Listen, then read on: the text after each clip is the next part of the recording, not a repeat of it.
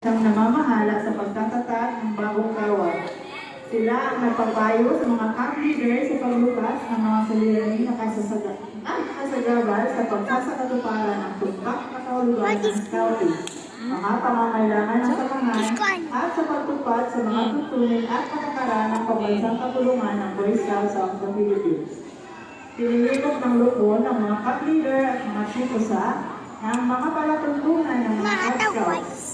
Ang lupon din ito ang namamahala sa pamamalakad ng kawan upang mapanatili at mapapalagaan ang pananalapi, matatagan at mga ari-arian ng kawan.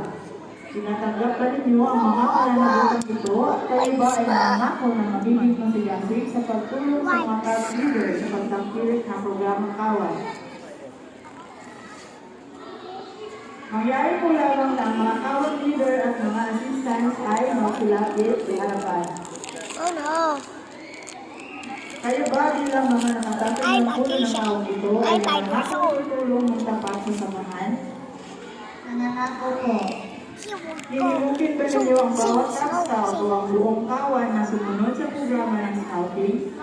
Hinimukin po.